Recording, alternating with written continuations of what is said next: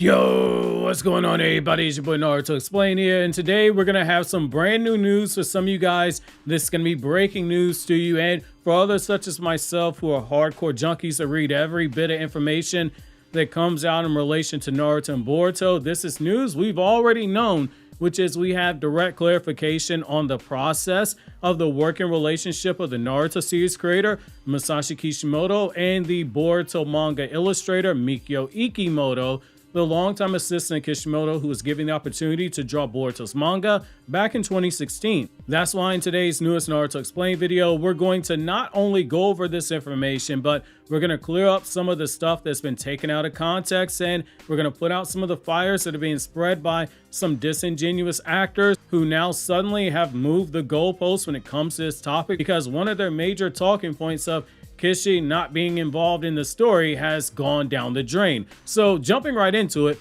why are we learning this information right now? What is it about August 2024 that's so special? Well, over in France, there's a big 3-day convention going on.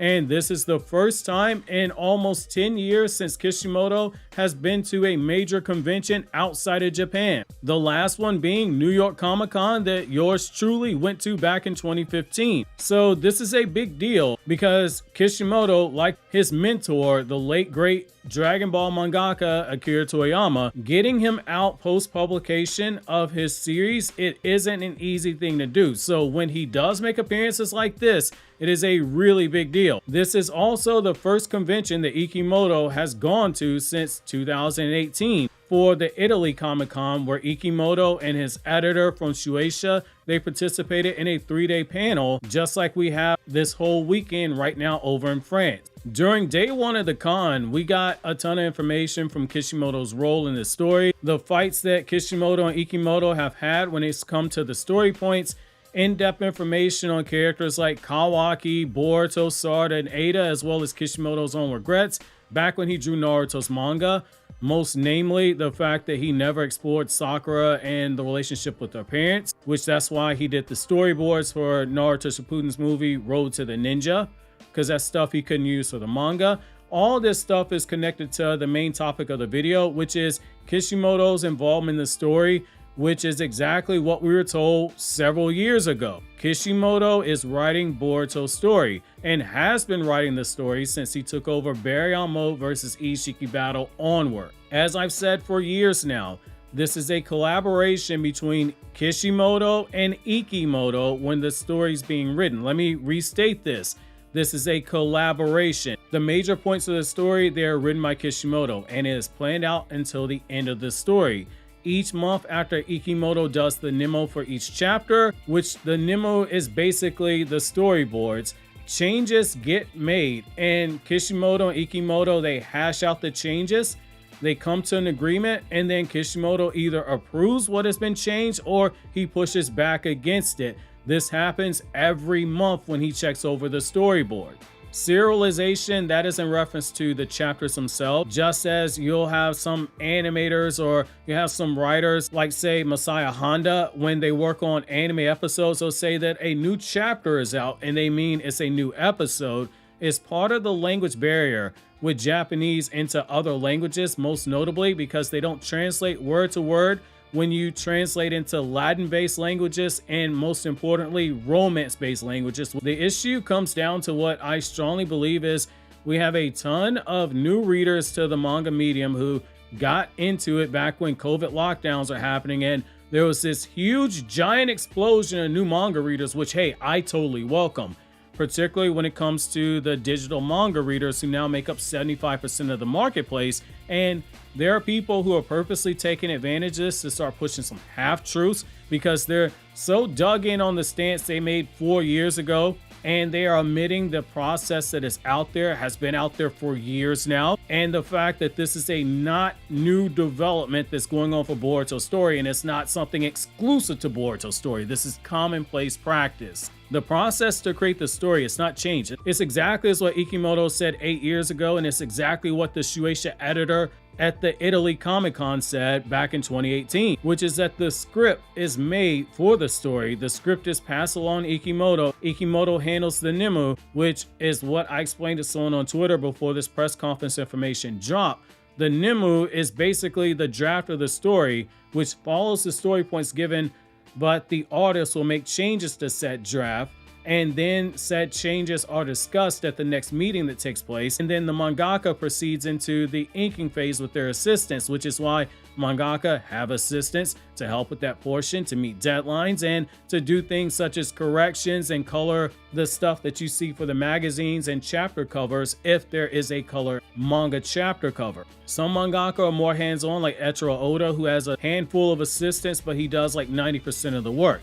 This is not, again, something that is exclusive to Boruto. This does not mean that the story is not written by Kishimoto. You have people that are pushing that agenda. That is not the case. So if you thought that the role was simply Ikemoto is given a script and then he draws it with no exceptions, no objections at all, no input, that's not how manga is produced. Whether it be, say, the one manga, which breaks up the work between a scriptwriter who does the drafts of the story and the artist who illustrates it, Oshinoko, Kaguya-sama Love is War, Death Note, Fairy Tail 100-Year Quest, and etc. The process, it is all the same. One person does the draft, the artist does the Nemo with changes that they think are appropriate. The duo meets with an editor present and they decide what changes to keep and what to resolve, and then it moves to inking phase. In the case of Boruto right now, Kishimoto is both screenwriter as well as the editor, but there is somebody assigned from V-Jump magazine to serve as a Shueisha representative for Boruto. Ikemoto told us back when Kodachi was the writer, the process, it was similar to this. Ikemoto draws a Nemo, and then when Kodachi was the writer, Ikemoto had carte blanche on the Nemo because Kishimoto literally gave it to him as a part of the agreement to be the supervisor for the Boruto story, which he still was involved in the first 12 volumes, even when working on Samurai 8. And that goes back to the reason that Kishimoto trusts Ikemoto, and it goes back to a reason of why fans do not give Ikemoto the credit he deserves. So on top of him being the first assistant for Naruto's manga, hired at chapter 5 or chapter 6 of the Naruto manga 27 years ago. But Ikemoto was a rising talent at Shueisha and in the manga industry when he was picked up by Kishimoto. He had been serialized previously for his manga Cosmos, which started out as a one-shot in Weekly Shonen Jump before it ran for 2 years in a monthly manga format. That's why when Ikemoto says that he is way more comfortable with working on Boruto for a monthly schedule, that's why. Before he got another one-shot in Weekly Shonen Jump, which he was also winning awards for his art. About to be placed as an assistant on a gag manga for a short period of time before being given the chance to work on another serialized story that would run in Shonen Jump. But Kishimoto had his first editor, Yahigi, pull the strings to get Ikemoto as an assistant, and Ikemoto agreed to come on board because Kishimoto was also a fellow rookie rising through the ranks fast. And for the last 27 years, they have been working together. Ikemoto has earned his seat at the kitchen to make changes, suggest them during the revision stage of the manga that we are currently enjoying. He was serialized before Kishimoto. He was an up-and-comer. He's been praised by Togashi for his artwork. Togashi is a legend in the history of Shonen Jump. The award that he won is a very prestigious award. That's why his input is taken into consideration when Ikemoto chooses to tweak what is in the story draft, because he's got talent both as an artist as well as a writer. His downfall is that he had a cult following in Japan in the 90s that was very passionate, but he never blew up the way that Kishimoto did. But that's why Kishimoto and Togashi both had Ikemoto on their radar for potential assistance. This leads us to some of the changes that were made to Boruto's story as a result of their collaboration. Kishimoto said back in 2016 when Boruto's manga was being rolled out that it would start out with a happier tone and it would go dark, which the manga did do, and that he wanted to specifically kill off characters from Naruto's generation to establish the threats and serve as a catalyst for the new generation to step up, which is basically a trend from Naruto's manga where the older cast, they would be more likely to pass away to serve as the nourishment for the young tree buds that would eventually blossom. However, Kishimoto, upon taking back over the scriptwriting duties from Kodachi, he wanted to kill off quite a few characters. he and Ikemoto, they stated that they fought over whether or not Code should have been killed, which Kishimoto wanted to do. And if you're a longtime viewer over here on the channel, you will recall my reaction when Code was being introduced post Ishiki and before the battle with Code versus Boruto and Kawaki. I kept saying I'm getting the vibe that Kishimoto is bored with Code's character because he's been subjected to a few moments of dirty trolling by Kishimoto, particularly that scene where Damon is riding on top of Code and he's telling him, hey, you've got no stamina, and Code looks up at Ada afterwards telling her that he needs her to help him out. That was intentional. It's a penchant as Kishimoto is a writer to have said undertones. You've heard me make crude jokes before that are hidden as open-ended statements, like Pain penetrated Hinata with his long black rod. It is a double reference to the chakra rods, and it is an underhanded sexual joke about BBC. Naruto's manga in Japanese format, it was littered with stuff like that. Kakashi literally hits on Iruka. Kisame makes a pass at Itachi in one of the manga volumes. In post Boruto Volume 12, the manga has had said dialogue moments where things are hidden in plain sight. Kawaki's nightmare about Code choking him, the lettering that was used when Amato states that Kawaki had a dream of Jigen beating him, it was doubled both as literally Jigen beating him as well as masturbation, as in Kawaki was dreaming of Jigen beating him off, according to Amato.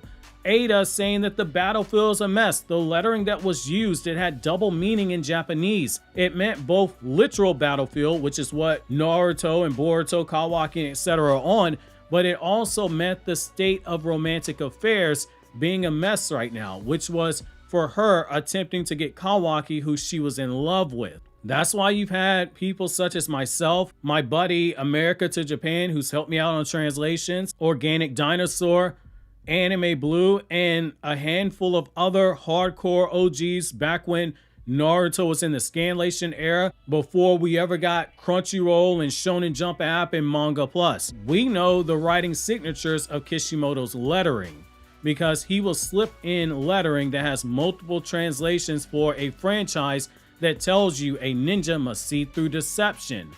It's clever, fun trolling, poking fun at the reader's expense. If you catch it, you get a laugh, and if you don't, you're getting laughed at. Ikemoto, however, has suggested big changes to the story, which ultimately Kishimoto gave in on some of them, like not killing Code, for example. And that makes sense. Back when Kodachi was handling the story, he said he took a lot of inspiration from My Hero Academia, and you could see, like, okay, Code's being set up as a Shigaraki type. Kishimoto gave in on not killing a legacy character from Naruto who was unnamed in the interview, but you put a pistol to my head and I'll say I believe it was Sasuke. And he's given in on not killing a Boruto era character as well. He's listened to ideas such as to not go the darker tone that Kishimoto originally wanted, which borders on being in that seinen genre, and to make it more of a shonen archetype, which, to give a great example of what Kishimoto was going for with that, think of it, and I'm gonna use an extreme, but think of it like Attack on Titan, Chainsaw Man, Hell's Paradise, Jujutsu Kaisen. Around the time that Boruto's manga was going into serialization, being discussed about it, even though some of those series were not in publication yet, Attack on Titan was, but there was a shift beginning where some of the editors at Shonen Jump, they were looking for something more along those lines. You already had series like My Hero Academia and Black Clover filling in for that Naruto void. They were looking for something a little darker that walk right up to the edge, and it's because of the success that Attack on Titan had, because Weekly Shonen Jump almost had the right to sign the Attack on Titan mangaka, but he pulled out of it because they said, we want your main character to be more like Naruto, and he promptly took Attack on Titan over to Kodansha. Those are series that are technically shonen, but they blur that line. Ikemoto wanted to have a more shonen type element, despite Cosmos, his previously serialized work, being something that had very mature themes, and that's why you see a continued blend of both visions. The same idea to introduce new characters that Ikemoto came up with designs for, those characters being Ada and Damon, which that's how the process works. Again, it is a collaboration. The input is given, they make modifications that are agreed upon, and we go from there. Hence, you'll see Ada and Damon's dynamic upon introduction mirror Amaterasu and Susanoo. It's a callback to Naruto's tendency to use Shintoism. What results is something better than the original draft, by Kishimoto's own words, and that's how it's always been.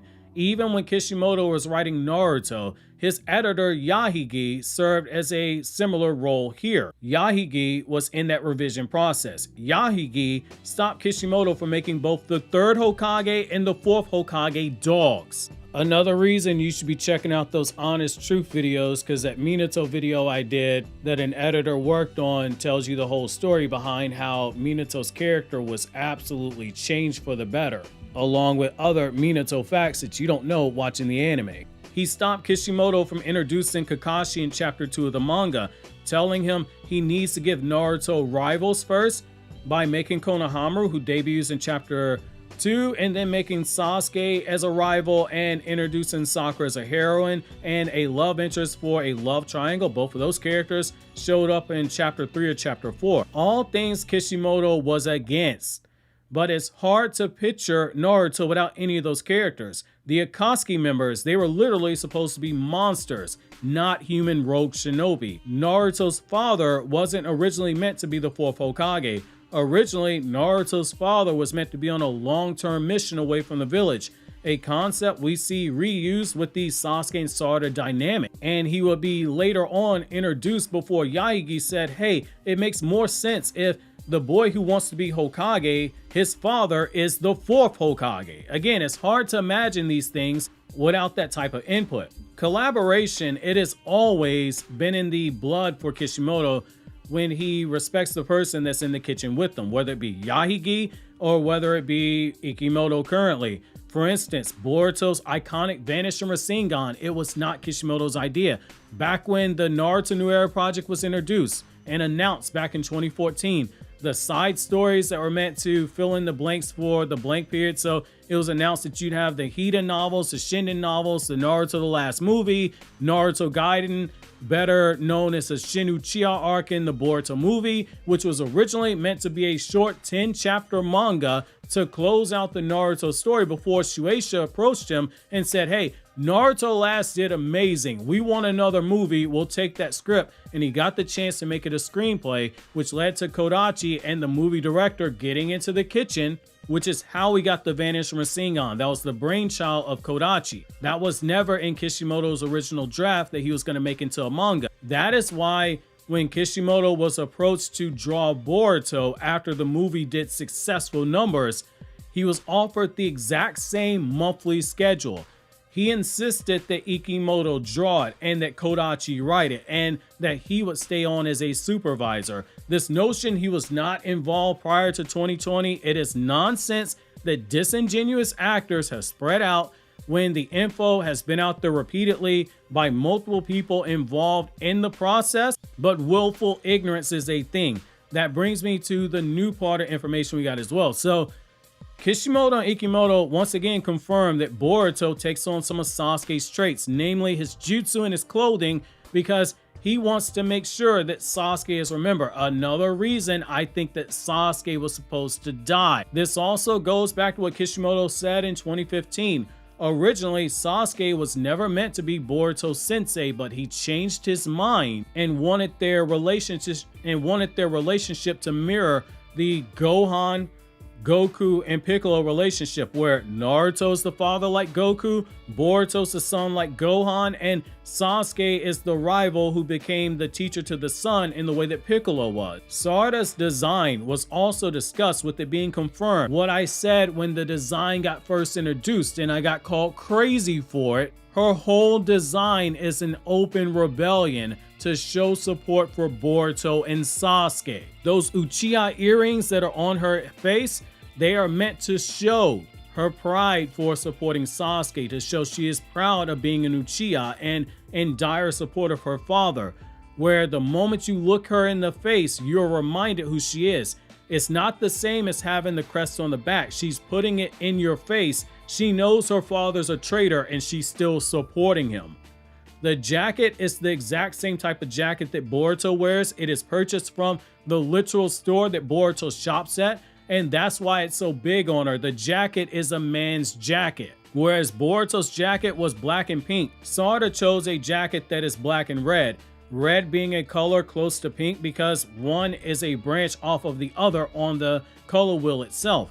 We got told by the duo that Kawaki does love Boruto, but basically has low self-esteem and he can't properly express himself. The example being how Ada buys clothes for Kawaki, but he doesn't take care of them because he doesn't view himself as being worthy. But they highlighted the Boruto and Kawaki bond is that of brotherhood, and that Kawaki is due for development, and that Kishimoto still wants Boruto to be a character who loses everything and still suffers. Again, it is a collaboration, two people in the kitchen, very similar to that 2.5-hour Boruto video, which thank you guys for the support on that. That did amazing numbers. Thank you much. That was a collaboration between myself and one of my favorite editors, Isaiah, who not only edited the video, but as we were working on the video together over the span of that 7 months we worked on the video, he offered feedback on the direction that the script was going in. It was a true collaboration, which you can check out by